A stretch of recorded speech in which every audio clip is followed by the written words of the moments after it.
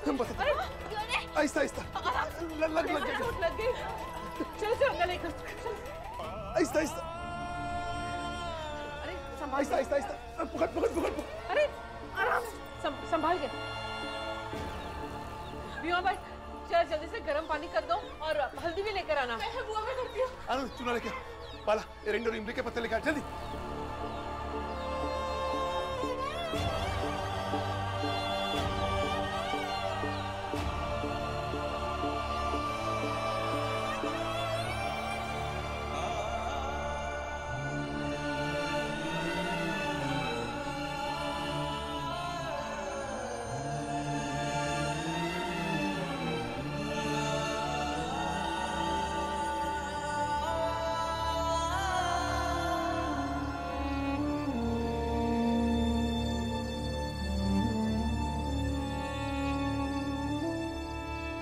बाबा, हम पुलिस कप्तान साहब के पास चलेंगे क्योंकि जज साहब ने कहा था कि हमें कोई भी तकलीफ मिलेगी तो जिम्मेदार वो लोग होंगे। लेकिन अभी जाने से कोई फायदा नहीं है। एक बार दामाद जी को होश आने दो, फिर इनकी गवाही से शायद पुलिस उन लोगों को पकड़ सके।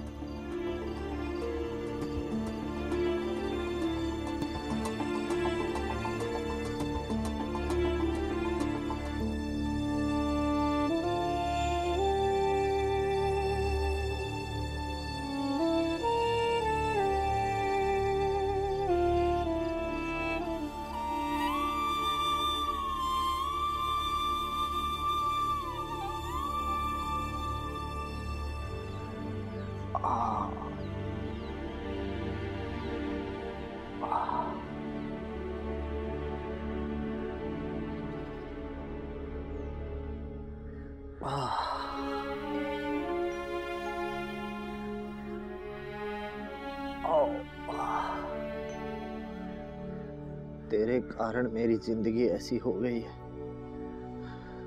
सड़क चलते लोग मुझे मार रहे हैं और तू यहाँ आराम से सो रही है। मेरे कारण? तो आप यहाँ आए क्यों?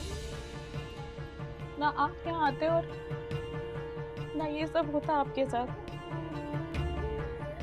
अभी भी कह रही हूँ चले जाइए आप यहाँ से। तू साथ चल तो चला जाऊंगा।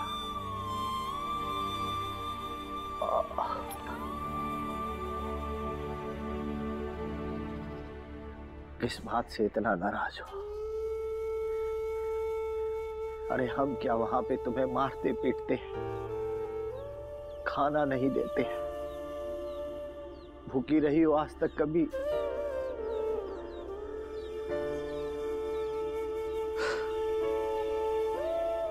कुछ बोलोगी? बोलने से क्या फायदा? आपको अब तक यही समझ नहीं आया कि मुझे आपकी किन बातों से तकलीफ होती है? क्या बोलूं मैं? मारने पीटने से तो बस दर्द होता है, लेकिन आपकी हरकतों से तकलीफ होती है मुझे, जो दर्द से भी ज्यादा दुख पहुंचाती है। नहीं सुनना तुम्हारा भाषण, जाओ यहां से।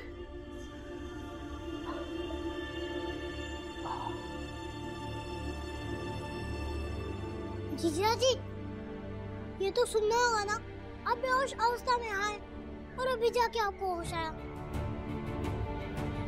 इसलिए तो आपको ये भी नहीं पता होगा कि आप वहां से यहाँ कैसे आए। रुकिए, मैं बताता हूँ।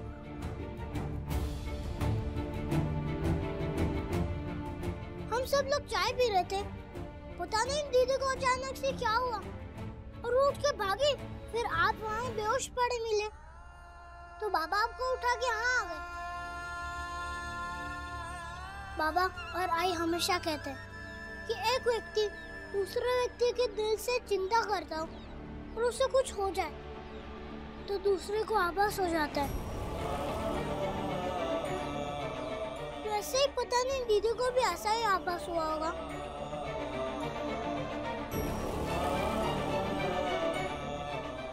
पर दीदी यहाँ बैठे रहे और हमको ये लगता है कि दीदी भाषण सुना रही है।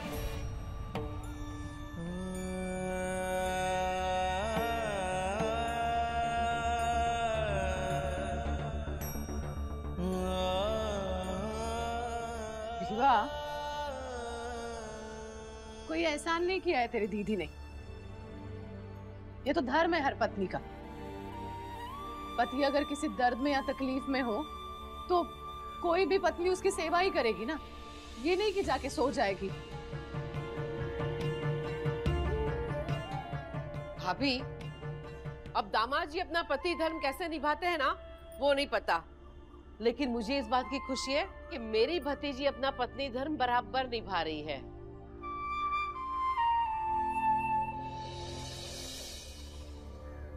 मैं बुला के लाता हूँ।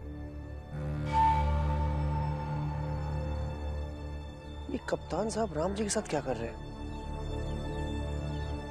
दामाद जी, आपका बयान चाहिए था। पुलिस कप्तान साहब आए।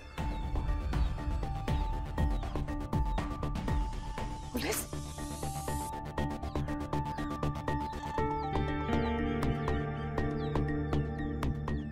जी कैसे आप आएंगे? वो बाहर उठ भी नहीं पा रहे हैं, हालत बहुत खराब है उनकी, नहीं आ पाएंगे बाहर।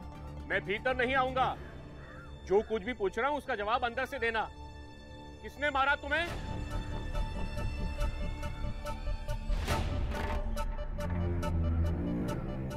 बताइए। मैं वहां अकेला। जी मैं ये पूछ रहा हूं कि किसने मारा तुम्हें? अरे खड़े खड़े मुंह क्या देख रहा है? दौड़ कर जाओ, सेठ जी को बुला कर लेके आओ।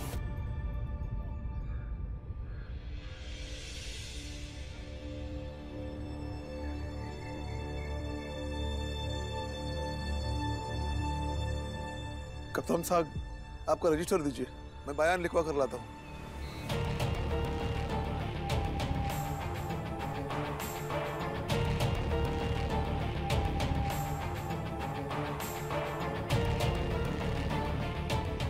बेटा यार,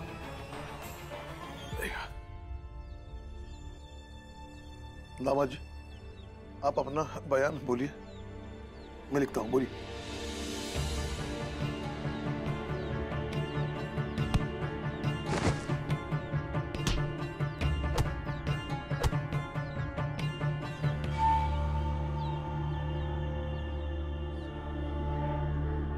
कप्तान साहब,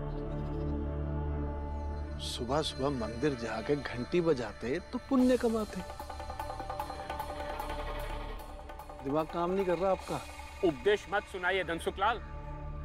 दिन मेरा नहीं आपका खराब होगा। कहा था ना मैंने कि थोड़े दिन शांति रखना, इन्हें सताना मत। लेकिन मेरी बात माने तो ना कोई। तो अब भुगतो आप सब। कप्तान साहब, ये लोग औकात से ज्यादा फरफराए लगे थे, तो हम क्या करते? वैसे भी बर्दाश्त करने की एक सीमा होती है ना। तो आप सब फड़फड़ाइए। बुरी तरह फंसे हैं सब। हम फड़फड़ाएंगे कप्तान साहब? कैसी बातें कर रहे हैं आप? वैसे कप्तान साहब, आपके लिए एक सोने की अंगूठी रखी हुई है, दुकान पे आ जाइएगा। कोई फायदा नहीं। अरे क्या कोई फायदा नहीं?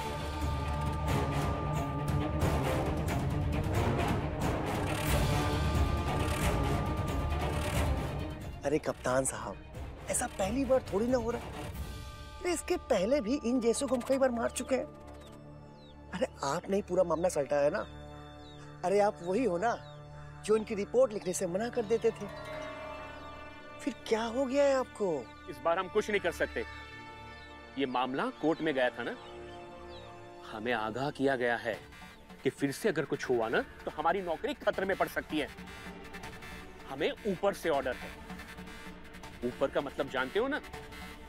लाट गवर्नर साहब।